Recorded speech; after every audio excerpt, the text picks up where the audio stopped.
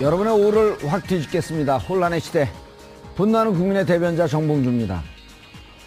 교육은 백년대계라는 말이 있습니다. 교육은 한 국가의 미래가 달린 중요한 정책이기 때문인데요. 19대 대선 주자들이 내세우는 교육 공약은 과연 무엇인지, 그리고 이 공약이 우리 교육 현실에 얼마나 부합할지 잠시 후 짚어보도록 하겠습니다. 19대 대선이 2주 남은 가운데 바른정당이 국민의당, 자유한국당과의 후보 단일화를 추진하기로 결정했습니다. 하지만 정작 단일화 대상자들의 반응이 냉담한 상황이라 과연 실현 가능성이 있을지 의문인데요. 오늘 이 문제도 자세히 살펴보도록 하겠습니다. 4월 25일 화요일 정봉주 품격시대 시작하겠습니다. 19대 대선이 코앞으로 다가온 가운데 대선 후보들이 청년층과 학부모층의 표심을 잡기 위해 내놓은 교육 공약에 관심이 모이고 있습니다. 5개 정당 대선 후보들은 박근혜 정부에서 역사교과서 국정화, 대학 재정지원 부당 개입 등의 논란이 있던 교육부의 기능을 축소 또는 폐지하고 별도의 교육위원회를 신설할 것을 공약으로 발표한 상황. 또 학생과 사회초년생의 경제 부담을 가중시키는 대학 학자금과 관련해 반값 등록금 또는 학자금 대출 부담 완화를 공약으로 내세웠습니다. 한편 자유한국당 홍준표 후보를 제외한 4명의 대선 후보들은 복잡한 대학 입시 제도가 사교육을 부추긴다며 대학 입시 간소화를 약속했습니다. 세계 최고 수준의 교육열을 자랑하고 있는 우리 국민들에게 과연 대선 주자들의 교육 공약은 어떻게 비춰질지 지금부터 살펴보겠습니다. 4월 25일 화요일 정봉주의 품격시대 첫 번째 이슈 들어갑니다. 어제에 이어 대선 후보들의 공약을 점검하는 시간 가져볼 텐데요. 오늘은 각 대선 후보들의 교육 정책에 대해 세 분 모시고 말씀 나눠보도록 하겠습니다. 고재열 시사인 기자님 자리하셨습니다. 네, 안녕하십니까. 어제까지는 우리 작가들이 전문가 세 분 모시고 말씀 나눠보도록 하겠습니다. 오늘 공약 얘기하는데 그냥 세 분 모시고 말씀을 나눠보도록 하겠습니다. 전문가로 인식을 안 하는 것 같은데요. 교육 부분은 제가 좀 미진합니다. 양해 부탁드리겠습니다. 겸손합니다. 안철수 후보가 이런 걸 좀 배워야 될 텐데. 자, 나승철 변호사님 자리하셨습니다. 예, 안녕하십니까. 교육 잘하세요?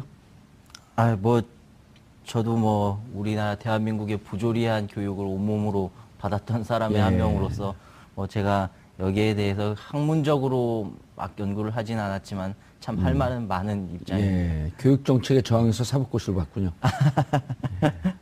자, 이경수 교수님 자리하셨습니다. 안녕하세요. 교수님 전공은 무슨 분야세요? 전 정치학입니다. 정치학. 네. 정치학은 모든 걸 포괄하니까. 그렇죠. 그렇죠. 네. 교육도 정치학의 일부. 꼭 그렇다고 아니라고 할 수도 없고 그렇다고 할 수도 없죠. 모든 그 학문의 근원은 원래 정치 철학서부터 시작한 거 아닌가요? 그렇죠. 철학에서 출발하죠. 알겠습니다. 자, 시청자 여러분들께서도 샵 5400으로 다양한 의견 보내주시기 바라겠습니다. 샵 5400. 100원의 정보 이용료가 부과됩니다.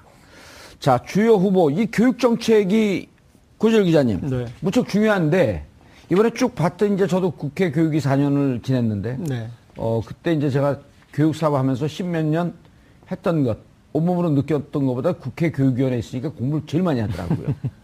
전문가가 여기 그래도 한 명은 있었네요. 그렇죠. 그리고 이제 또 제가 유난히 부지런하게 일을 한 의원이 돼갖고. 알죠. 아주 기분 나쁘게 인정하시네.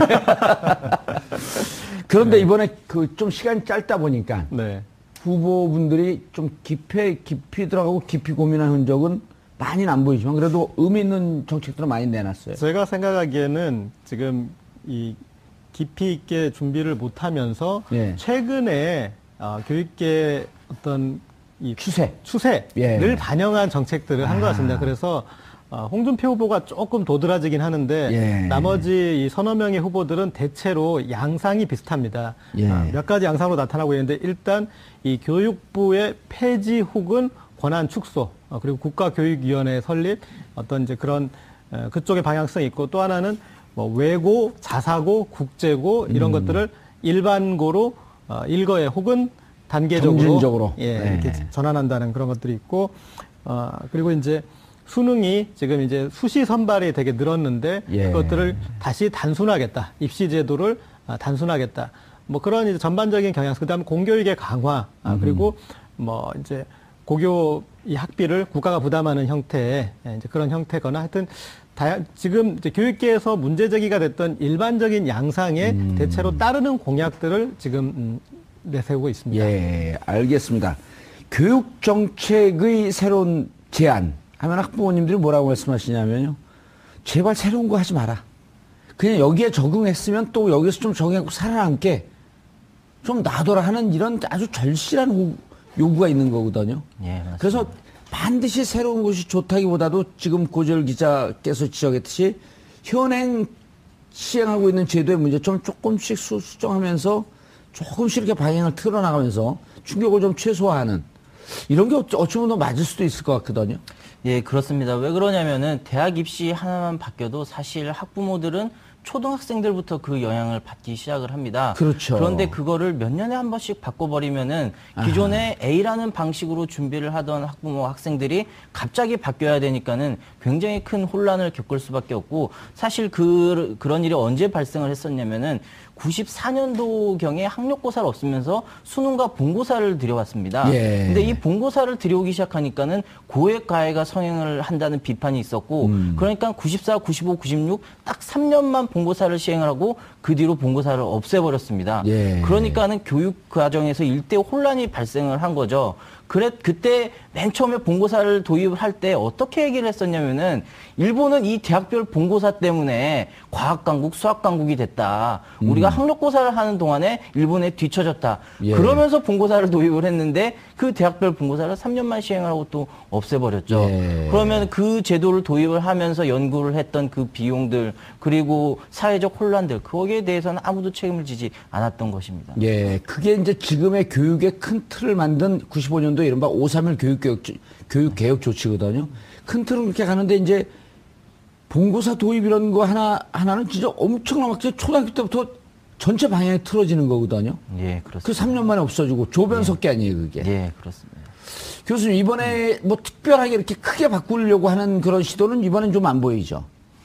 그렇습니다. 큰 틀에서 뭘 바꾸겠다는 건 없는데요. 예. 제가 이제 5 후보의 이제 교육 그 정책을 한번 비교를 해봤어요. 했더니, 뭐 거꾸로 상관 아니지만 이념적 성향은 좀 이렇게 비치는 것 같더라고요. 예를 들어가지고 문재인 후보 같은 경우에는 특목고, 외고, 과학고, 뭐 자사고 같은 것들을 뭐 단계적으로 축소해가지고 일반고로 전환시키겠다 하는 방향이 있고, 그 다음에 거기에 비해서 홍준표 후보는 그대로 각각에 놔두는 게 맞다라고 하고, 안철수 후보는 이것도 아니고 저것도 아니고 그냥 어떤 거는 하고 어떤 거는 안 하고 아하. 뭐 이런 이제 중간자적인 입장을 취하는 것 같고요.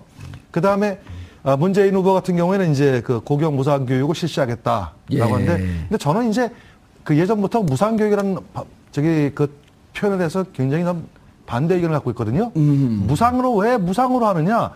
의무로 해라, 의무. 그렇죠. 국가 의무교육. 그렇죠. 그러면 그 돈 다 되고. 그렇죠. 예. 근데 왜 자꾸 무상으로 해가지고 마치 불필요한 공격도 받을 뿐더러 예. 또 잘못된 어떤 인식까지도 심어질 가능성이 있다고 봐요. 그래서 저는 문재인 후보가 유일하게 고교 무상교육을 실시하겠다라고 이렇게 그 공약을 내세웠는데 고교까지 의무교육 하겠다라는 것이 맞다. 중학교까지. 그렇죠. 중학교까지죠. 의무교육인데 고교까지 의무교육 하게 되면. 그렇죠. 예를 들어 무슨 급식 문제라든지 그다음에 교구 문제라든지 이런 등등을 그건 혜택 보면 점점 확산을 시켜 나가면 되는 거거든요. 그거는 이제 앞으로 그렇게 될 거예요. 예산에 점차적으로. 맞게. 예. 그렇게 될 건데 그거를 왜 자꾸 무상이란 말을 쓰는 거지? 저는 좀 그게 좀 불만인데 지금 나 변호사께서 말씀하실 때 이런 말씀하셨어요. 95년도에 교육개혁할 때 이제 본고사가 들여와 가지고 좀 문제 생겼다는데 제가 볼 때 우리나라 교육의 가장 큰 문제는요. 제가 이제 학번으로 보면 7, 8학번이니까 꽤 고참이죠. 예. 저희 때는 딱 간단했어요. 예비고사, 본고사. 그래가지고 예비고사를 보고 나서 거기서 이제 걸러가지고 이제 본고사. 이게 무슨 뜻이냐면은 제가 대학에 있다 보니까 대학 교육에 가장 원하는 게 뭔지 아세요? 대학에 맡겨달라는 겁니다. 괜히 전문가도 아닌 사람들이 나서가지고 이러니 저러니 각종 제도를 다 도입하다 보니까 오히려 정작 대학에서는 자기네가 필요한 인재를 못 뽑아요. 이게 국가적 커다란 낭비거든요. 예. 그러니까 제발 대학교에 들어가는 것만큼은 대학 자율에 맡겼으면 좋겠다는 것이 대학에 있는 몸담고 있는 사람의 가장 큰 입장입니다. 예. 그래서 본고사 여러 가지 복잡할 것도 없이 그리고 사교육이 늘어난 게요. 본고사도 사교육이 늘어난 게 아니고 수능 학생 기록부를 반영한다는 거기서부터 사교육이 늘어났어요. 예. 예를 근데 들어 그 MB 정부 시절에 된 거 아니에요? 그러니까요. 예. 그러니까 제발 좀 어떻게 보면 아까 저기 모두의 앵커께서 말씀하셨잖아요. 교육 정책은 안 건드리는 게 도와주는 게다. 전 적극 찬성합니다. 예. 78학번이면 78년도에 대학을 들어갔다는 그렇죠. 건가요? 예. 제가 의문의 1패를 안겨드릴까요? 왜요? 저하고 동기입니다. 제가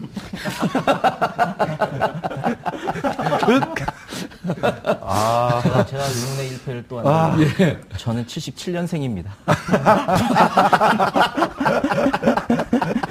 의문의 2패 오늘 2승했어요. 2승. 제가 이 교수님 예. 말씀에 대해서 몇 가지 좀 토를 달겠습니다. 예.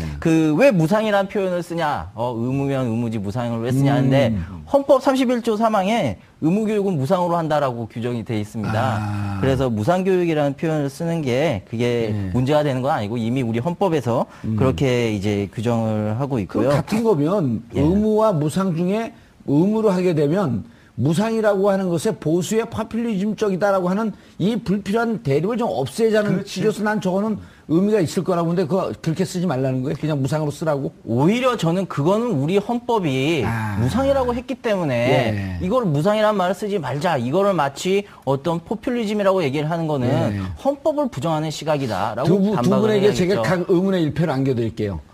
여기는 문재인 후보가 제대로 됐다는 거고 저쪽은 이 교수님 문재인 후보가 잘못됐다는 겁니다. 각자 마음에 담고 있는 후보가 다 나타났어요. 그건 아닌데. 예, 말씀하시죠.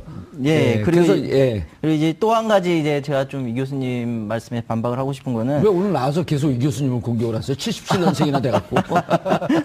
이제 대학이 자기들이 필요한 인재를 자기들 스스로 뽑게 해달라, 건드리지 말아라. 이제 그게 중요하다라고 말씀을 하시는데 사실 오늘날 대학을 보면은 오히려 대학들이 자기들 입맛에 맞는 사람들을 뽑는 게 문제인 상황이 됐다. 그 얘기는 뭐냐?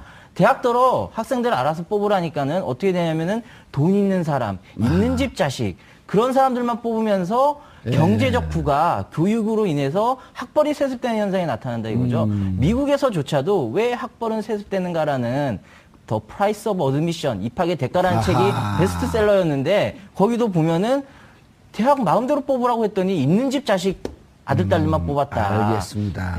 그 점을 좀 지적을 하고 싶습니다. 교수님 너무 흥분하지 마시고요. 흥분하는 게 아니라 흥분하면 그 대통령 후보 연설 보는 것 같아. 그 토론 보는 것 같으니까. 오늘 여기서 그냥 쉬고 있겠습니다. 아니 제가 반박을 할게요. 그러니까 제가 그 덧붙여서 이제 질문을 드리면. 네네. 저는 교수님 주장도 의미가 있고 나승철 변호사님의 반박도 이제 의미가 있는데 역사적 연역을 살펴보면 MB 정부 들어와서 이주호 당시 이제 교육부 차관서부터 이제 장관까지 갔는데 그분의 대표적인 주장이 대학 자율화이면서 그때 당시에 대학을 좀 자율적으로 뽑게 놔둬라 하면서 그때부터 수시가 대폭 늘어났거든요. 수시가 대폭 늘어나면서 지금 말씀 두 분이 지적이 이제 같이 나오는데 너무 이게 입시 제도가 복잡해지면서 돈이 많이 들어가고 사교육이 활성화되는 대폭 늘어나는 교육 제도가 2008년서부터 시작됐단 말이에요. 그러니까 마음껏 뽑으라고 놔두면 좀 이렇게 그 자율적이라고 하는 이면에서 대학이 좀 이렇게 여러 가지로 해갖고 사교육을 부추기는 이런 폐해도 분명히 있긴 있거든요. 이거 인정합니다. 그 100% 인정하는데요. 제가 말씀드리는 대학에게 좀 맡기라고 하는 거는 예를 들어가지고 일부 예체능 같은 경우에는 대학에 필요한 인재들이 있어요. 그런 것들까지도 모든 것을 다 교육부에서 통제할 필요가 있느냐는 문제고 두 번째 시험을 간소화하는데 쓸데없이 학생부를 얼마를 반영해라 뭘 하지 말고 제가 7, 8학번 있을 때처럼 간단하게 예비고사 그다음에 본고사. 그래서 본고사를 무슨 과목을 치르든 논술 하나만 치르든 영어 수학만 치르든 국어만 하나 치르든 그걸 대학에 맡겨달라는 주라는 얘기예요. 수시가 지금 문제가 있는 건 인정하죠. 그게 사교육의 사실 주범 맞고요. 그다음에 나 변호사님께서 아까 말씀 주신 것 가운데서 미국 같은 경우에는 이제 그 각 대학에 맡겨놨더니 돈 많은 자식들만 들어온다고는 기여입학제 기여입학제가 있는 거죠. 우리는 기여입학제가 안 돼 있죠. 저는 차라리 어떨 때는 기여입학제 하라고 하고 싶어요. 왜 그러냐면은 기여입학제를 우리 국민들이 오해하고 있는데 돈 많은 자식들만 돈 가지고 싸들고 와가지고 대학에 들어오라는 제도가 아니고 정원이 있으면은 정원 외에 몇 프로까지는 기여입학제를 받자 이거예요. 그래서 그 사람들이 들어오면 뭐 돈 가지고 올 거 아니겠습니까? 그걸 가지고 정말 가난한데 공부하고 싶은 학생들한테 장학금을 100% 주자는 겁니다. 그 정도까지는 우리가 좀 양해할 수 있지 않느냐. 예. 그 얘기죠. 알겠습니다. 자, 그런데 이제 지금 문제가 각 그 후보들이 제안하고 있는 게 이런 여러 가지 교육 정책도 있지만 중요한 게 이제 교육부 폐지 및 축소를 다 들고 나왔어요. 예. 이게 왜 이렇게 된 거죠? 배경이? 일단은 제가 보니까 나승철 변호사님은 수능 세대이고 수능 본고사. 예, 수능 본고사. 내신. 이경수 교수님은 예비고사 본고사 세대시고 예. 저는 학력고사 세대입니다. 네. 저는 무슨 세대인지 아세요? 아까 얘기했잖아요. 저는 찍기 세대요. 찍어서 대학 갔습니다. 그러니까 이제 지금 보면은 전반적으로 이 자율에 맡겼더니 여러 가지 병폐가 나타나서 간소화하자, 단순화하자. 예. 그랬을 때 지금 대한민국 입시 중에 모르겠습니다. 제가 생각하기에는 가장 간단한 입시가 저희였던 것 같아요. 저희 그냥 학력고사로. 학력고사 네. 원큐에 끝났습니다. 원큐에. 예. 근데 이제 그때 이런 폐단도 있었잖아요. 10년 동안 폐단입니까? 아니 10년 동안 준비했다가 예. 하루에 인생을 결정하는 게 이게 말이 되냐. 예. 그러면서 이제 또 다양한 방식이 나왔더니 그것 때문에 또 사교육이 늘어나고 그 답이 없어요. 예. 그렇게 해서 이제 지금 교육 공약들이 나오고 있는데 아까 제가 모두에 이번 공약들의 특징은 지금 이제 트렌드를 예. 따랐다 그렇게 말씀드렸지 않습니까? 그래서 근데 전반적으로 교육 공약에 대해서 깊이 있게 고민하지 못한 흔적이 어디 나타나냐면 교육부만 때리려고 합니다. 그러니까 원제를 교육부만 뭐 폐지하든 축소하면은 문제가 해결되는 것처럼 조금 호도하는 그런 경향이 있고요. 그리고 실제로 이 후보들이 너무나 공약 급조했기 때문에 재원 조달이나 이런 계획들이 전혀 사실 예. 없습니다. 그리고 뭐가 좀 뒤죽박죽 돼 있는데 박근혜 전 대통령 공약에도 반값 등록금이 있었고요. 예. 고교 무상교육 그런 거 다 있었어요. 실행이 안 됐을 뿐이죠. 그렇죠. 그때도 재원 조달 계획이 없으니까 못한 건데 그래서 일각의 어떤 교육단체 관계자분들은 홍준표 후보 공약이 제일 좋다라고도 얘기해요. 왜 그런 줄 아세요? 별로 하겠다는 게 없기 때문에 돈 들 게 없어서 예. 실현 가능성이 있다는 거예요. 예. 다른 후보들은 너무 쉽게 얘기를 하고 그리고 무대책이 상책이다. 또 재미있는 것은 지금 이제 가장 이제 제도 변화를 많이 시도한 후보가 안철수 후보지 않습니까? 예. 그 중에 이제 학제 개편이 있는데 그 학제 개편을 2012년 문재인 후보도 공약했던 내용이에요. 예. 그러다 이제 이번에는 그렇게 특별히 이렇게 추진하지 않는데 그런데 그 학제 개편에 대해서 교육학자들이 방향성으로는 동일합니다. 그런데 외국과 우리의 차이가 있고 우리가 왜 입시 위주여야 되는지 그런 또 이유가 있는데 그런 걸 다 무시하고 학제만 개편하는 된다라는 이제 그런 원인과 결과에 대해서 반대로 생각하는 이제 그런 부분들 문제를 제기했는데 교육부에 대한 문제도 폐지 축소에 대해서는 예. 그 부분도 지금 이런 모든 어떤 이 교육 제도를 둘러싼 게 사회 제도와 사회의 어떤 이 학력 간 임금 격차나 이런 근본 문제가 원죄가 있는데 거기에 대해서 그 집행에 대해서 물론 이제 방향성으로는 권한이 교육부에서 대학으로 혹은 지방교육청으로 이렇게 가야 되는 거는 맞지만 그런데 거기에 어떤 모든 문제의 원죄를 그리고 이 축소하면은 국가교육위원회를 또 두지 않습니까? 그럼 두면은 교육위원회는 기획기관이 되고 예. 교육부는 이제 실행 집행기관이 되는데 그게 또 이원화됐을 때 책임 소재 문제나 그런 부분도 또 발생할 수 있거든요. 예. 그런데 이런 것들 너무나 간단하게 지금 얘기를 하고 있는 거죠. 알겠습니다. 자, 문재인 후보 교육부 폐지 축소를 이제 문재인 조직 기능을 축소하자. 그다음에 안철수는 폐지 후 교육지원처로 전환하자. 유승민도 기능 축소, 심상정 기능 축소, 홍준표 일부 기능을 교육청에 이관하자. 이제 그렇게 좀 정리는 되는데, 문재인 후보와 그다음에 국가교육회의를 대통령 자문기관으로 설치하겠다라고 하는 제안들이 후보들 한두 명에서 나와요. 미래교육위원회 이런 것도 나오고. 근데 참여정부 시절에 교육혁신위원회가 있었거든요. 그리고 교육혁신위원회 위원장이 차관급이었어요. 차관급인데 실질적으로 장관에게 어드바이스 할 수 있는. 그때 당시에도 똑같은 얘기가 있었거든요. 교육부 축소하자고 하면서 교육혁신위원회 두고 이중적으로 부처는 오히려 더 커진 거 아니냐. 근데 이번에 문재인 후보가 또 국가교육회의를 대통령 자문기구로 두겠다. 이 부분에 대해서는 어떻게 생각하세요? 지금 대선 공약들 보면은 사실 예. 뭐 기존에 계속 나왔던 논의들이 반복되는 그러니까요. 경향이 많이 있습니다.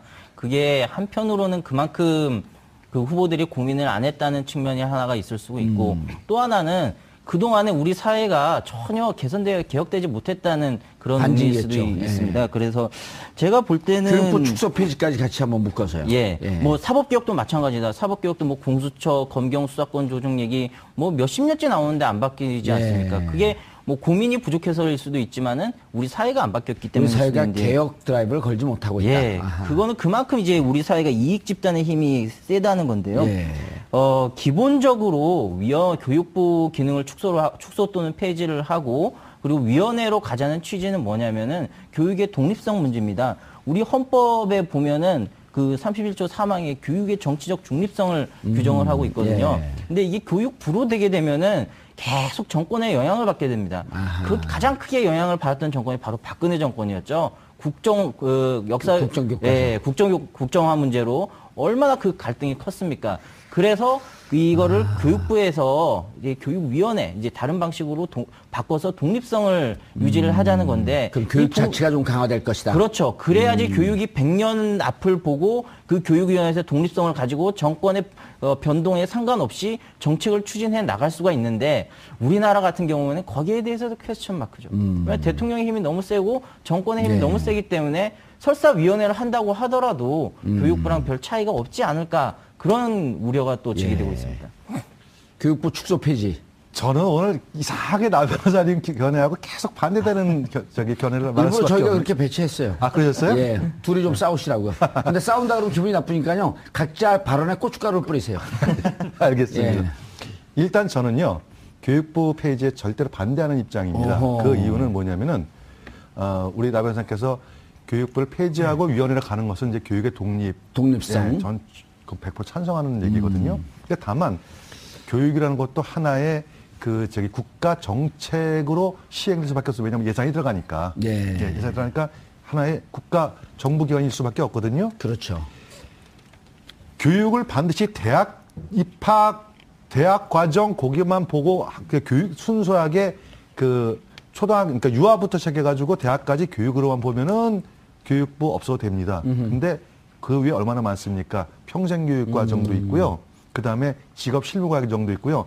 4차 산업혁명을 대비한 어떤 특별한 형태의 교육 과정도 만들어야 됩니다. 이런 부분들까지 하는 것을 갖다가 위원회가 사실상 얼마나 몇 명으로 구성될지 모르겠지만 그 위원회가 뭐를 방향성 설정할 수 있겠지만 실무적으로 어떻게 할 것인가 그건 불가능하거든요. 너무 따라서 교육을 협의적으로 본다. 그렇죠. 그래서 제가 볼 때는 이와 같은 것들을 갖다가 포괄적으로 본다면은 교육부를 폐지할 것이 아니라 교육부가 하는 일하고 교육위원회가 특별교육위원회가 하는 일을 분리할 필요가 있어요. 예. 국가 100년 대계의 방향성을 잡는 것은 위원회에서 하고 실무는 교육부를 통해서 하는 이와 같이 투트랙 시스템이 투트랙 좋겠다. 시스템. 이런 말씀을 드리겠습니다. 예, 알겠습니다. 자, 이제 문제는 그러면은 대한민국 교육을 지금 교수님 말씀하셨듯이 이제 교육이라고 하는 포괄적 개념으로 볼 수도 있고. 네네. 근데 보통 우리 비전문가 민간인들이 보게 되면 교육하게 되면 초등학교 때부터 결국 대학 입시가 모든 것의 중심에 가 있기 때문에 대학 교육제도 어떻게 할 거냐 이거를 지금 예를 들었고요. 저도 이제 1년 전에 아이가 대학을 가는데 저도 이제 그 사교육도 오래 해보고 공교육도 있어 봤는데 지금 수시를 들여다봤더니요. 학교 선생님들도 상담을 못 해요. 너무 복잡해갖고. 맞아요. 그리고 이것을 이 맞춤형 수시 교육에 컨설팅을 해주는 학원들이 거의 이 컨설팅 피를 받는데 중3 때부터 준비를 합니다. 공부를 시키는 것도 아니고 거기 딱 맞는 맞춤형 대학을 찾아내는데. 그래서 저는요, 과거에 이해찬 총리께서 교육부 장관 하실 때 예. 특기한 가지만 있어도 대학 가는 사회를 만들겠다라고 하는 것에서 저는 굉장히 거기서 저건 아닌 것 같다는 말씀을 제가 드린 적이 있어요. 그건 왜냐면은 그런 것들이 어쩌면은 좋은 뜻입니다. 예. 처음 출발은. 근데 그것이 어떻게 보면 다양한 형태의 잡스러운 사교육을 양산시키는 어쩌면 계기를 마련하는 게 그때예요. 예. 그래서 저는 대학 입시만큼은 아까 우리 고재열 기자님 하신 말씀대로 단순할 필요가 있다. 시험 한번 딱 보는데 아까 고 기자님께서 뭐라고 말씀하시냐면 12년 동안 뼈 빠지게 준비했는데 하루에 이걸 몽땅한다? 이건 억울하다. 그러면은 그건 제가 학력고사를 얘기했는데요. 고 기자님 말씀하신 것 같은데. 아니, 저긴 한 큐라고 얘기했고, 제가 하루의 인생을 결정하는 건 좀 억울하지 않냐. 그래서 요거는 한 2번이나 3번 정도 그렇죠. 나눌 수 있으면 돼요. 그래서 합산하거나 아니면은 자기가 그 중에서 3번 본 것 중에서 제일 좋은 거를 내거나 아니면 평균을 내거나 이런 방식을 취하면은 별 문제 없을 것 같거든요. 예. 미국의 SAT 제도처럼 하자 이런 그렇지, 말씀이신 맞습니다. 거죠. 예. 예. 그래서 SAT가 대학 입학을 결정하는 것이 아니고 어디에 대학까지 신청할 수 있는 자격증 제도로. 그렇죠. 예, 예. 그 정도만 해놓고 그 다음에 예. 그 이후에 뽑는 거는 대학에 맡기자는 거예요. 근데 그렇게 놓으면 교수님 이제 또 문제가 뭐냐면 자, 요 수준 예를 들어 SAT로 따지면 1300점 이상은 어디 지원할 수 있다. 그거 대학에도 맡겨놨더니 대학에서 온갖 조건들 다양하게 다는 거예요. 그럼 또 사교육을 받아야 되거든요. 100% 입에 맞는 떡은 없습니다. 다 부작용이 있게 마련이죠. 예. 그러니까 합리적으로 어느 것이 지금 가장 우리나라 국가의 가장 커다란 문제가 되는 사교육을 줄이고 공교육 위주로 가느냐 하는 거기에 일단 초점을 맞추자는 얘기죠. 예. 그 사교육 관련해서 대체로 이런 제도들을 궁리한 이유가 사교육 시장이 과도해지고 그리고 학생들에게도 이렇게 부담을 많이 주기 때문에 그 부분을 개선하자라는 취지지 않습니까? 그러면 이 제도 개선하는 방법이 있고 또 한 축에 다른 방법이 있습니다. 사교육을 제한하면 되는 거예요. 그렇죠. 그런데 이 후보들이 사교육을 제한하는 데에서는 지극히 소극적입니다. 네. 근데 제한이 게 위원회 걸릴까봐 못하죠. 사교육 제한에 대해서 일단은 공약은 또 공약 차원에서는 얘기를 할 수 있잖아요. 방향성에 대해서는. 나중에 뻥카더라도. 일단은 자 지금 보면은 아동권이나 예. 그런 부분들이 아동 인권이나 이런 게 되기 때문에 관련돼 있기 때문에 주말에 사교육을 못하게 하거나 이런 여러 가지 그렇죠. 그런 예. 방법들이 있습니다. 그래서 이런 이제 시민사회 단체들이 사교육 규제를 제한을 어디까지 하겠느냐 이제 그런 쪽을 물어봤더니 특히 이제 주말 같은 데를 물어봤는데 심상정 후보 쪽에서는 이제 그거를 받아들일 그런 자세인데 문재인 후보 쪽에서는 상당히 축소해서 초등학생만 맡겠다는 거예요. 예. 그런데 어떤 측면이 있냐면 주말에 초등학생은 주말까지 사교육을 할 이유는 별로 없어요. 합니다, 지금. 네, 그렇지만 예. 대부분 지금 이 과학고나 외고, 자사고, 특수 그런 목적고를 노리는 중학생들이 예. 거기서 본격적으로 사교육이 발생하는데 그런데 그 부분부터 이 규제를 해야 되는데 그 부분에 대해서는 이제 알맹이가 빠져 있다는 지금 비난을 듣고 있고요. 그리고 안철수 후보 같은 경우에는 처음에 그렇다면 우리는 그렇게 하겠다라고 했다가 갑자기 입장을 바꿔서 우리는 주말 규제를 하지 않겠다 예. 이렇게 나와버렸거든요. 그런데 자, 이 안철수 후보 같은 경우를 보자면 그 부분도 있고 또 이 유치원의 단설 유치원을 제한하겠다라고 했던 예. 것들은 그 얘기는 좀 이따가 하시고요. 예. 같은 맥락으로 얘기하자면은 어떤 이익단체 예. 이익단체의 이익에 함부로 접근하지 못하고 있는 거죠. 예, 그것 때문에. 네. 자, 이게요, 사교육 하면은 제가 또 더 킹 오브 사교육 아니에요. 사교육 시장의 큰 손. 10시까지 그 학원 제한한 적이 있어요. 그랬더니 처음에는 사립학원 연합회에서 이게 위원이다 했는데 졌어요. 합헌이다.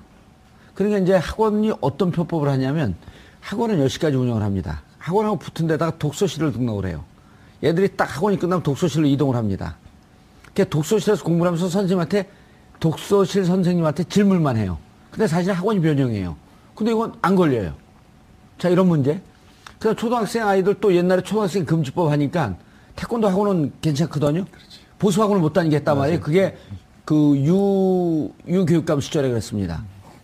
그랬더니 뭐가 생기냐면 태권도 보수비 생겨요. 태권도를 배우면서 산수 문제를 풀어줘요. 그러니까 이 편법이 대한민국 사람들이 머리가 좋고 무궁무진하기 때문에 어떤 형식으로든 간에 저는 지금 고지열 기자가 사교육을 이렇게 편법으로 뚫고 나지만 사교육을 제한하려고 하는 좀 국가적 차원에서의 노력. 참 답답한 얘기인데요. 예. 사실은 그 전두환 정부 시절에 과일 금지를 했지 않습니까? 과일 금지했죠. 오죽하면은 그 당시에 과일을 했던 후배들 얘기 들어보니까 이 트레일러 있지 않습니까? 예. 서울에서 부산까지 트레일러 타고 간대요. 예. 그 트레일러 안에서 과외를 했답니다. 적발안 당하려고. 예. 참 한심한 일이죠. 그러니까 이거를 무엇을 못하게 규제를 하게 되면 품위 편법이 생깁니다. 오히려 단가만 높아지는 거죠. 그렇죠. 예, 그러니까 정말 있는 집 학생들만 더 유리해지고 없는 데서 더 불리해지는 이런 결과가 나와요. 예. 그래서 저는 그래서 규제를 반대하는 입장입니다. 예. 다만 가장 오죽하다 보면 그런 얘기 있잖아요. 사교육 시장의 원흉 서울대학교다. 서울대학교 폐지하자. 예. 뭐 이런 얘기도 한동안 심심하게 나왔습니다. 그러니까 대학의 서열화, 우리 사회에 뿌리 깊게 갖고 있는 이 대학 서열화 문제, 예. 학벌 위주의 사회, 이것들을 빨리 인식을 없애는 방향으로 가는 게 맞다. 예. 이것이 바로 차기 대통령들이 점차적으로 가야 되는 그 의지에 관한 문제라고 봐요. 알겠습니다. 나승철 변호사님, 어쨌든 모든 후보들이 예. 입시 전형의 간소화라고 하는 공약을 세우고 있단 말이에요. 예. 그래서 지금처럼 막 수능 수시 입학, 이게 복잡하거든요. 수시 예. 입학의 비용을 점차 줄이고 학생부, 그다음에 수능 이렇게 좀 간소화하는 2-3개 정도로 예. 이런 정책은 지금 자꾸 공약을 하고 있죠. 예. 예. 그런 점은 의미가 좀 있지 않나요?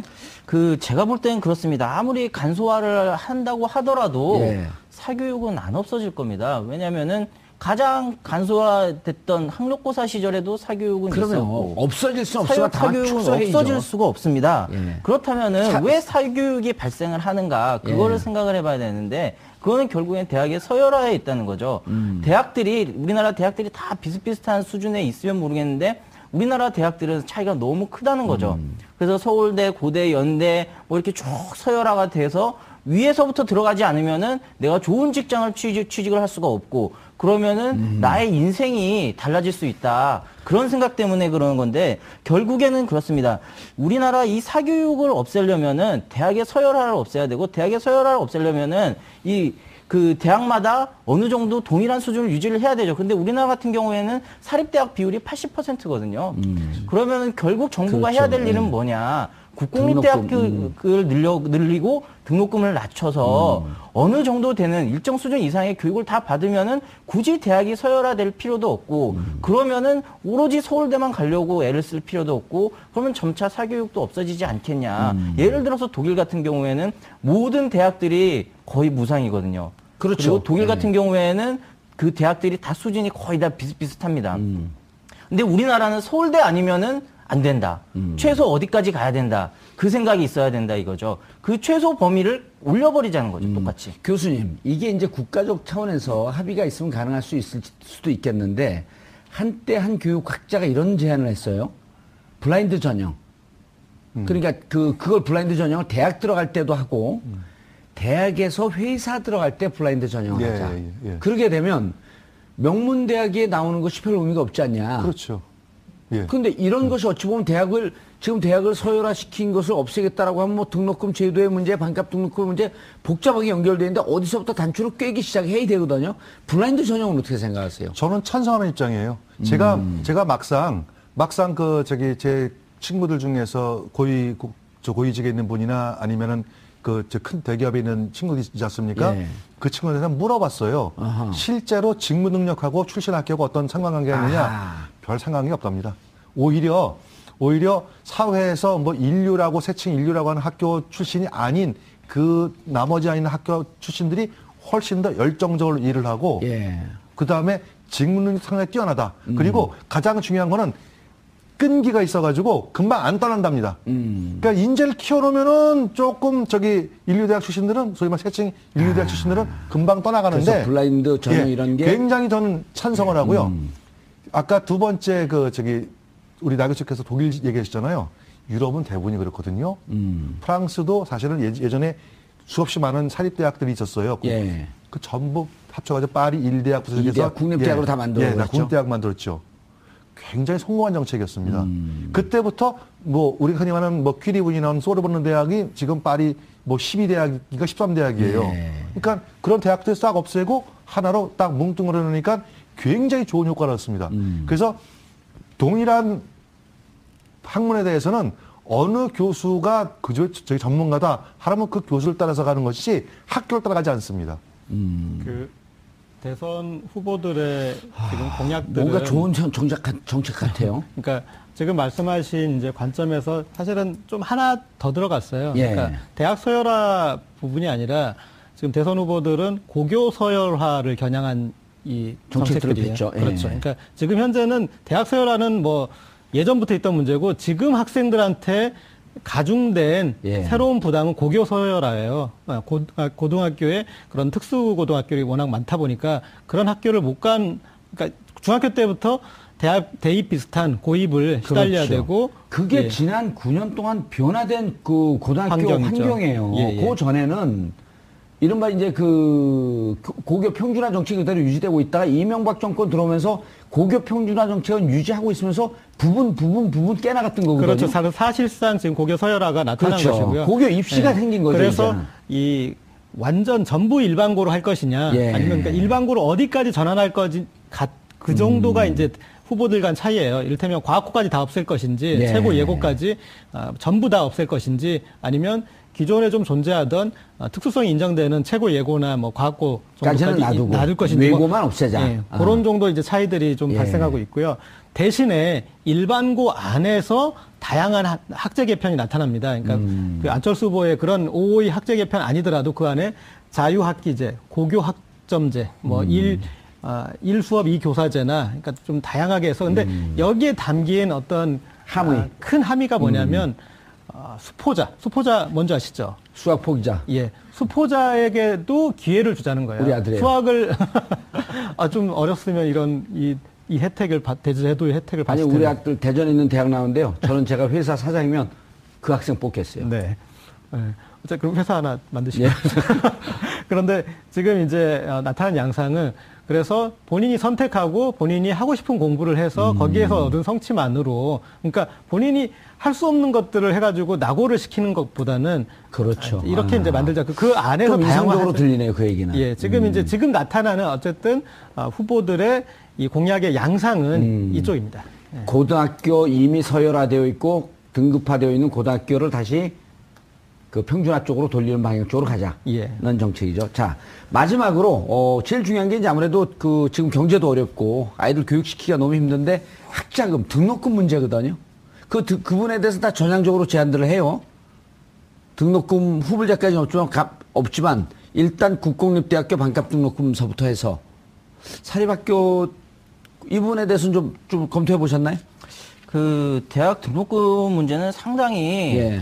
제가 볼 때는 중요한 문제입니다. 왜 그러냐면은 능력이 있어서 대학에 간 친구들이 단지 그대가 돈이 없다는 이유만으로 공부를 계속해 나가지 못해서 그래서 사회에 들어가지도 못하고 아니면 사회에 나가면서부터 빚을 지고 나가는 경우가 많이 있는데요.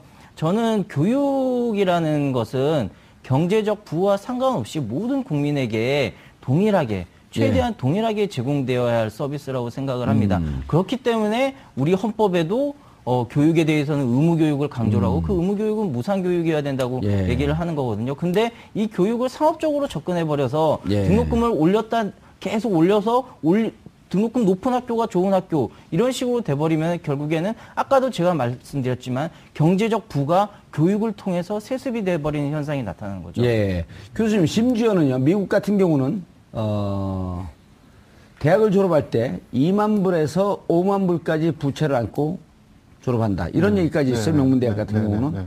자, 우리나라 학생들도 학자금 융자 때문에 예를 들어 이제 학자금 융자 제도는 미국식 방법을 따른 거고. 그렇죠. 그다음에 장학금을 대폭 늘리고 등록금 후불제나 반값 등록금은 유럽 제도인데 지금 우리 미국 제도를 쫓아가고 있단 말이에요. 그래서 대학교 졸업할 때 대학생들이 보통 2천만 원 정도까지 빚을 지게 되는. 그럼 이제 그때부터 졸업하면서부터 가뜩이나 비정규직이 양산되어 있고 그런데 이게 졸업하면서부터 빚쟁이에요. 맞습니다. 그래서 졸업하자마자 졸업장을 받는 게 아니라 신용불량 증을 받는다는 얘기가 나올 정도로 그래서 제가 이제 문제죠. 교수님께 대학이 여러 가지 제안하는데 이거 뭐 저형적인 의미 있는 거 있는데 질문 한번 할게요. 예. 학자금 융자 제도를 미국식으로 따라가고 있지만 이게 진짜 아주 뭐 이렇게 없는 집에서 뭐 뺏어먹는 격이기 때문에 이건 무이자로 해야 되는 거 아닌가라고 하는 제안을 여러 후보들이 지금 얘기를 해요. 무이자로 하자. 저리도 아니고 무이자로 하자. 늘어나지는 않습니다. 그렇게 되면. 원금만 갚으면 되고. 하면서 동시에 지금까지 학자금 융자에 대해서 100% 탕감하는 정책은 어때요? 탕감은 반대예요. 반대요? 예. 왜요? 그 반대는 대통령 되고 싶지 않아요? 저는 대통령 안 될 거니까. 예, 그래서 반대요? 예, 반대. 그래서 반대. 정책이 너무 졸렬해 보이는데. 졸려날 수 없습니다. 왜냐면은 이 탕감이라는 것은 꼭 대통령 사면권과 같아가지고 예. 너무 지나치게 잘못하면 도덕적 해이를 불러올 수 있어요. 그래서 그거는 안 맞고 예를 들어가지고 저는 꼭 대학을 가야만 성공하는 사회가 아니라 대학을 안 가도 얼마든 성공하는 사회를 만드는 것이 우리의 의무고 대통령의 책무라고 생각을 해요. 모든 사람이 다 대학을 가려고 하니까 등록금 문제가 발생하는 거거든요. 반값 등록금 다 말씀하시면 현실적으로 국공립대학은 가능하지만 사립대학이 80% 되는데 사립대학까지 반값 등록해라? 사립대학 문 닫으라는 얘기가 똑같아요.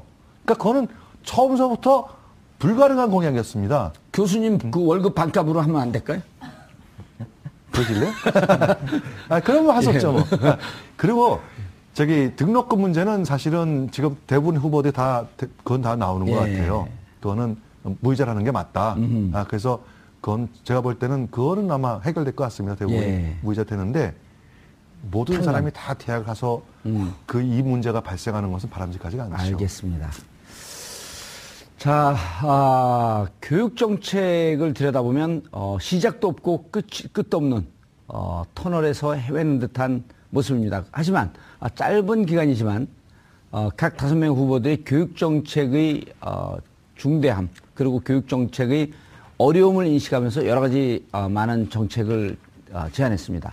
이 5명의 후보들의 정책을 그중에 장점만을 뽑아서 누가 대통령이 되든지 간에 교육 정책의 방안 그리고 100년 대계라고 하는 교육 정책의 미래를 내다보는 그런 바람직한 교육 정책이 나오길 기대해 보겠습니다. 많이는 안 보이지만 그래도 의미 있는 정책들은 많이 내놨어요. 제가 생각하기에는 지금 이 깊이 있게 준비를 못하면서 최근에 교육계 어떤 이 추세를 반영한 정책들을 한 것 같습니다. 그래서 홍준표 후보가 조금 도드라지긴 하는데 나머지 이 서너 명의 후보들은 대체로 양상이 비슷합니다. 몇 가지 양상으로 나타나고 있는데 일단 이 교육부의 폐지 혹은 권한 축소 그리고 국가교육위원회 설립 어떤 이제 그런 그쪽의 방향성이 있고 또 하나는 뭐 외고, 자사고, 국제고 이런 것들을 일반고로 일거에 혹은 단계적으로 이렇게 전환한다는 그런 것들이 있고 그리고 이제 수능이 지금 이제 수시 선발이 되게 늘었는데 그것들을 다시 단순하겠다. 입시 제도를 단순하겠다. 뭐 그런 이제 전반적인 경향. 그다음에 공교육의 강화 그리고 뭐 이제 고교 이 학비를 국가가 부담하는 형태의 이제 그런 형태거나 하여튼 지금 이제 교육계에서 문제 제기가 됐던 일반적인 양상에 대체로 따르는 공약들을 지금 내세우고 있습니다. 예, 알겠습니다. 교육 정책의 새로운 제안 하면 학부모님들이 뭐라고 말씀하시냐면요. 제발 새로운 거 하지 마라. 그냥 여기에 적응했으면 또 여기서 좀 적응하고 살아남게 좀 놔둬라 하는 이런 아주 절실한 요구가 있는 거거든요. 맞습니다. 그래서 반드시 새로운 것이 좋다기보다도 지금 고재열 기자께서 지적했듯이 현행 시행하고 있는 제도의 문제점 조금씩 수정하면서 조금씩 이렇게 방향을 틀어나가면서 충격을 좀 최소화하는 이런 게 어찌 보면 더 맞을 수도 있을 것 같거든요. 예, 그렇습니다. 왜 그러냐면은 대학 입시 하나만 바뀌어도 사실 학부모들은 초등학생들부터 그 영향을 받기 시작을 합니다. 그렇죠. 그런데 그거를 몇 년에 한 번씩 바꿔버리면은 기존에 A라는 방식으로 준비를 하던 학부모 학생들이 갑자기 바뀌어야 되니까는 굉장히 큰 혼란을 겪을 수밖에 없고 사실 그런 일이 언제 발생을 했었냐면은 94년도경에 학력고사를 없으면서 수능과 본고사를 들여왔습니다. 근데 이 본고사를 들여오기 시작하니까는 고액 가해가 성행을 한다는 비판이 있었고 그러니까 94, 95, 96 딱 3년만 본고사를 시행을 하고 그 뒤로 본고사를 없애버렸습니다.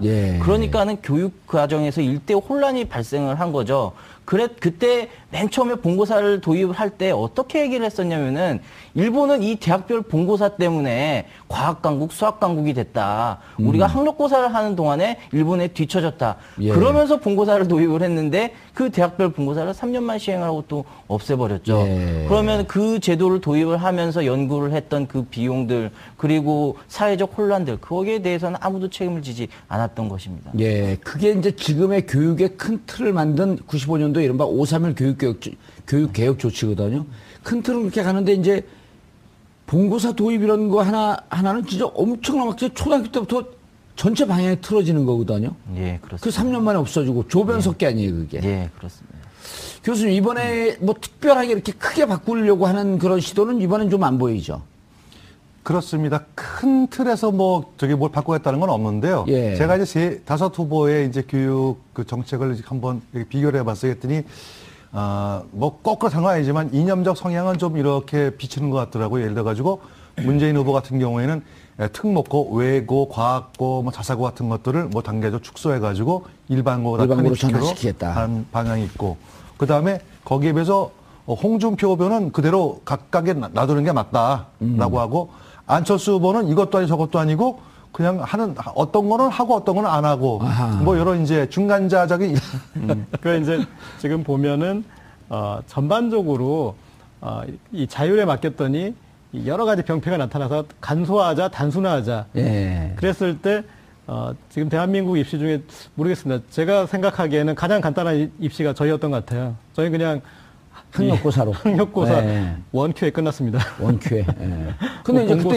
이런 폐단도 있었잖아요. 10년 동안 폐단입니까? 아니, 10년 동안 준비했다가 예. 하루에 인생을 결정하는 게 이게 말이 되냐. 예. 그러면서 이제 또 다양한 방식이 나왔더니 그것 때문에 또 사교육이 늘어나고 그 답이 없어요. 예. 그렇게 해서 이제 지금 교육 공약들이 나오고 있는데 아까 제가 모두에 이번 공약들의 특징은 지금 이제 트렌드를 예. 따랐다 그렇게 말씀드렸지 않습니까? 그래서 근데 전반적으로 교육 공약에 대해서 깊이 있게 고민하지 못한 흔적이 어디 나타나냐면 교육부만 때리려고 합니다.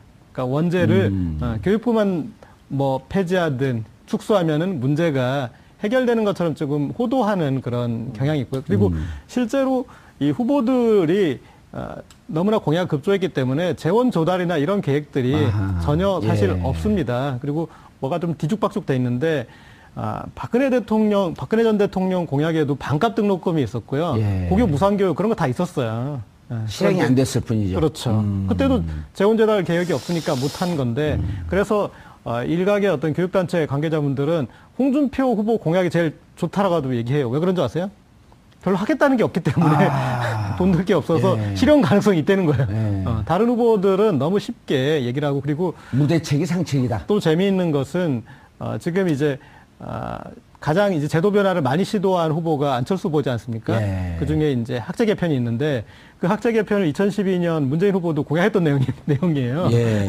그러다 이제 이번에는 그렇게 특별히 이렇게 추진하지 않는데 그런데 그 학제 개편에 대해서 교육학자들이 방향성으로는 동일합니다. 그런데 외국과 우리의 차이가 있고 우리가 왜 입시 위주여야 되는지 그런 또 이유가 있는데 그런 걸 다 무시하고 학제만 개편하는 된다라는 이제 그런 원인과 결과에 대해서 반대로 생각하는 이제 그런 부분들 문제를 제기했는데 교육부에 대한 문제도 폐지 축소에 대해서는 예, 그 부분도 지금 이런 모든 어떤 이 교육 제도를 둘러싼 게 사회 제도와 사회의 어떤 이 학력 간 임금 격차나 이런 근본 문제가 원죄가 있는데 거기에 대해서 그 집행에 대해서 물론 이제 방향성으로는 권한이 교육부에서 대학으로 혹은 지방교육청으로 이렇게 가야 되는 거는 맞지만 그런데 거기에 어떤 모든 문제의 원죄를 그리고 이 축소하면은 국가교육위원회를 또 두지 않습니까? 그럼 두면은 교육위원회는 기획기관이 되고 예. 교육부는 이제 실행 집행기관이 되는데 그게 또 이원화됐을 때 책임 소재 문제나 그런 부분도 또 발생할 수 있거든요. 예. 그런데 이런 것들 너무나 간단하게 지금 얘기를 하고 있는 거죠. 알겠습니다. 자, 그 문재인 후보 교육부 폐지 축소를 이제 문재인 조직 기능을 축소하자. 그다음에 안철수는 폐지 후 교육지원처로 전환하자. 유승민도 기능 축소, 심상정 기능 축소, 홍준표 일부 기능을 교육청에 이관하자. 이제 그렇게 그 좀 정리는 되는데 문재인 후보와 그다음에 국가교육회의를 대통령 자문기관으로 설치하겠다라고 하는 제안들이 후보들 한두 명에서 나와요. 미래교육위원회 이런 것도 나오고 근데 참여정부 시절에 교육혁신위원회가 있었거든요. 그리고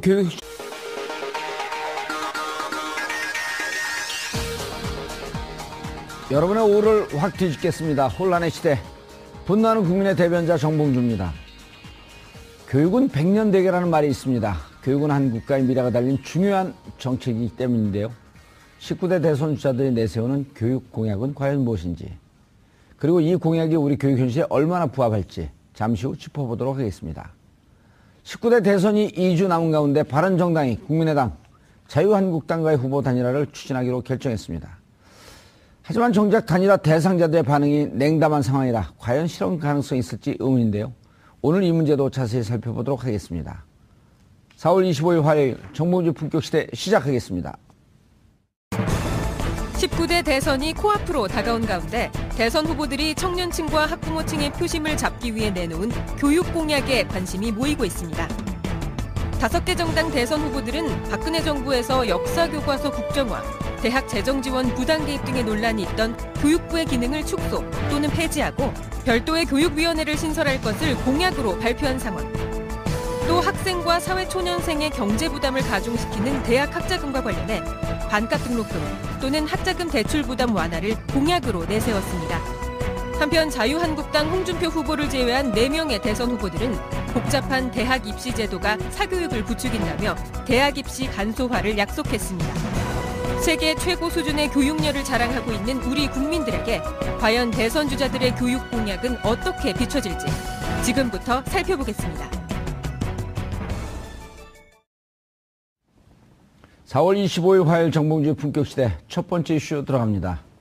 어제에 이어 대선 후보들의 공약을 점검하는 시간 가져볼 텐데요. 오늘은 각 대선 후보들의 교육정책에 대해 세 분 모시고 말씀 나눠보도록 하겠습니다. 고재열 시사인 기자님 자리하셨습니다. 네, 예. 안녕하십니까. 어제까지는 우리 작가들이 전문가 세 분 모시고 말씀 나눠보도록 하겠습니다. 오늘 공약 얘기하는데 그냥 세 분 모시고 말씀을 나눠보도록 하겠습니다. 예, 전문가로 인식을 안 하는 것 같은데요. 교육 부분은 제가 좀 미진합니다. 예. 양해 부탁드리겠습니다. 겸손합니다. 안철수 후보가 이런 걸 좀 배워야 될 텐데. 예. 자, 나승철 변호사님 자리하셨습니다. 예, 안녕하십니까. 교육 잘하세요?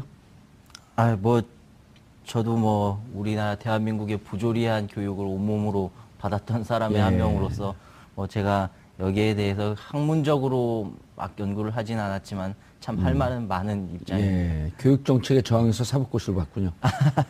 예. 자, 이경수 교수님 자리하셨습니다. 안녕하세요. 교수님 전공은 무슨 분야세요? 전 정치학입니다. 정치학. 네. 정치학은 모든 걸 포괄하니까. 그렇죠. 그렇죠. 네. 교육도 정치학의 일부. 꼭 그렇다고 아니라고 할 수도 없고 그렇다고 할 수도 없죠. 모든 그 학문의 근원은 원래 정치 철학서부터 시작한 거 아닌가요? 그렇죠. 철학에서 출발하죠. 예, 알겠습니다. 자, 시청자 여러분들께서도 샵 5400으로 다양한 의견 보내주시기 바라겠습니다. 샵 5400. 100원의 정보 이용료가 부과됩니다. 자, 주요 후보, 이 교육정책이 고재열 기자님, 네. 무척 중요한데, 이번에 쭉 봤더니 이제 저도 국회 교육위 4년을 지냈는데, 네. 그때 이제 제가 교육사업 하면서 10몇 년 했던 것, 온몸으로 느꼈던 것보다 국회 교육위원회에 있으니까 공부를 제일 많이 하더라고요. 전문가가 여기 그래도 한 명은 있었네요. 그렇죠. 그리고 이제 또 제가 유난히 부지런하게 일을 한 의원이 돼갖고. 알죠. 아주 기분 나쁘게 인정하시네. 그런데 이번에 좀 시간이 짧다 보니까. 네. 후보분들이 좀 깊이 들어가고 깊이 고민한 흔적은 오늘 나와서 계속 이 교수님을 공격을 하세요. 77년생이나 돼갖고. 이제 대학이 자기들이 필요한 인재를 예. 자기들 스스로 뽑게 해달라, 건드리지 말아라. 이제 그게 중요하다라고 말씀을 하시는데 사실 오늘날 대학을 보면은 오히려 대학들이 자기들 입맛에 맞는 사람들을 뽑는 게 문제인 상황이 됐다. 그 얘기는 뭐냐?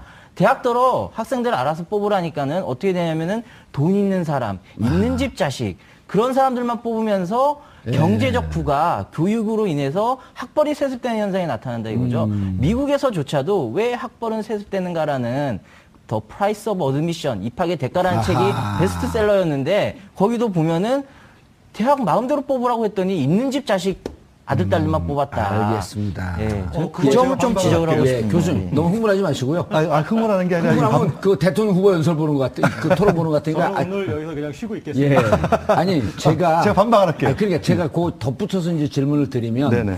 저는 교수님 주장도 의미가 있고, 나승철 변호사님의 반박도 이제 의미가 있는데, 역사적 연역을 살펴보면, MB 정부 들어와서 이주호 당시 네, 이제 교육부 교육부 장관. 차관서부터 이제 장관까지 갔는데 그분의 대표적인 주장이 대학 자율화이면서 그때 당시에 대학을 좀 자율적으로 뽑게 놔둬라 하면서 그때부터 수시가 대폭 늘어났거든요.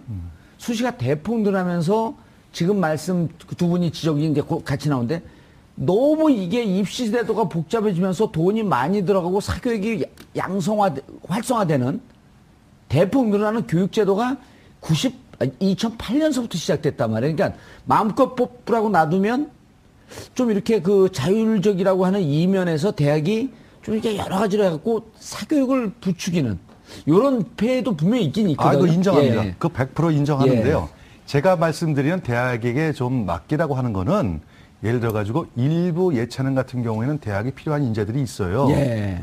그런 것들까지도 모든 것을 다 교육부에 통제할 필요가 있느냐는 문제고, 두 번째, 시험을 간소화하는데 쓸데없이 학생부를 얼마를 반영해라 뭘 하지 말고 제가 7, 8학번 있을 때처럼 간단하게 예비고사 그다음에 본고사. 그래서 본고사를 무슨 과목을 치르든 논술 하나만 치르든 영어 수학만 치르든 국어만 하나 치르든 그걸 대학에 맡겨달라는 주라는 얘기예요.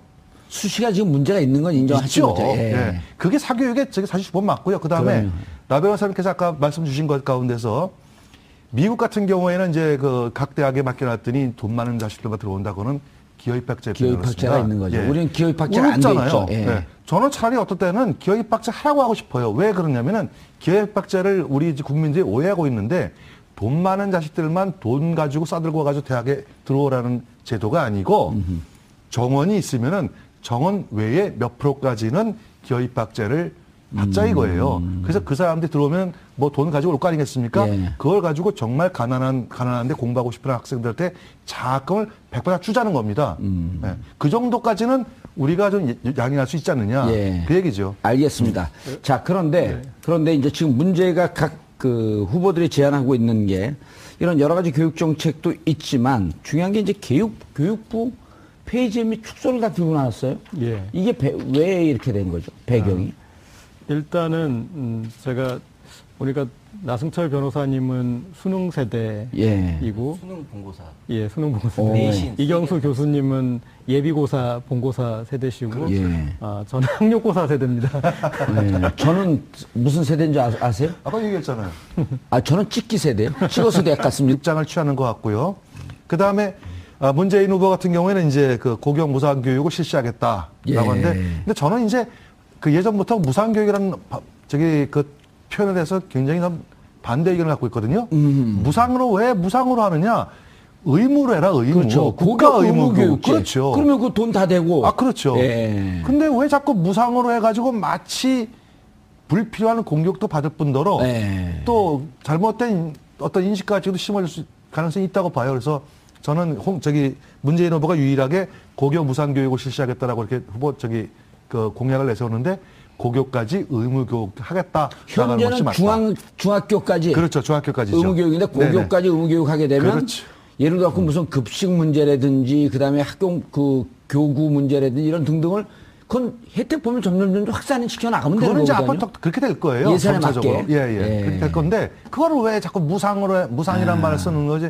저는 좀 그게 좀 불만인데 지금 나 변호사께서 말씀하실 때 이런 말씀하셨어요. 95년도에 교육개혁할 때 이제 본고사가 들여와가지고 좀 문제 생겼다는데 제가 볼 때 우리나라 교육의 가장 큰 문제는요.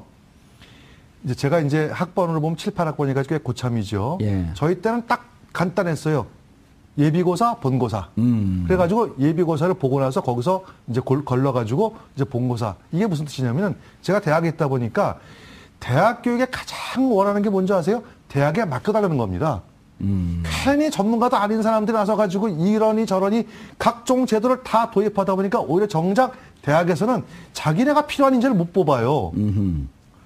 이게 국가적 커다란 낭비거든요. 그러니까 제발 대학교에 들어가는 것만큼은 대학 자율에 맡겼으면 좋겠다는 것이 대학에 있는 몸담고 있는 사람의 가장 큰 입장입니다. 그래서 본고사 여러 가지 복잡할 것도 없이 그리고 사교육이 늘어난 게요.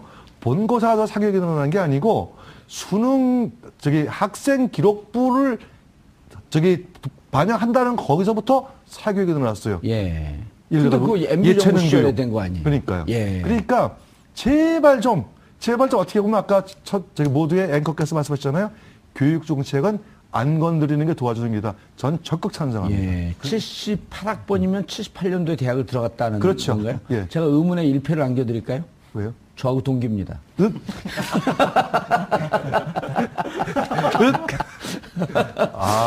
의문의 1패를 또 하는데 저는 77년생입니다. 의문의 2패 오늘 2승했어요. 2승. 그 제가 이 교수님 예. 말씀에 대해서 몇 가지 좀 토론을 달겠습니다. 예. 그 왜 무상이라는 표현을 쓰냐? 의무면 의무지 무상을 왜 쓰냐 하는데 헌법 31조 3항에 의무교육은 무상으로 한다라고 규정이 돼 있습니다. 그래서 무상교육이라는 표현을 쓰는 게 그게 문제가 되는 건 아니고 이미 우리 헌법에서 그렇게 이제 규정을 하고 있고요. 같은 거면 의무와 무상 중에 의무로 하게 되면 무상이라고 하는 것에 보수의 파퓰리즘적이다라고 하는 이 불필요한 대립을 좀 없애자는 취지로서 난 저거는 의미가 있을 거라고 보는데 그거 그렇게 쓰지 말라는 거예요? 그냥 무상으로 쓰라고? 오히려 저는 그거는 우리 헌법이 무상이라고 했기 때문에 이걸 무상이라는 말을 쓰지 말자. 이거를 마치 어떤 포퓰리즘이라고 얘기를 하는 거는 헌법을 부정하는 시각이다라고 두 반박을 분에게 해야겠죠. 제가 각 의문의 1패를 안겨드릴게요. 여기는 문재인 후보가 제대로 됐다는 거고 저쪽은 이 교수님 문재인 후보가 잘못됐다는 겁니다. 각자 마음에 담고 있는 후보가 다 나타났어요. 그건 아닌데. 예, 말씀하시죠. 예, 그리고 그래서 그리고 이제 또 한 가지 이제 제가 좀 이 교수님 말씀에 반박을 하고 싶은 거는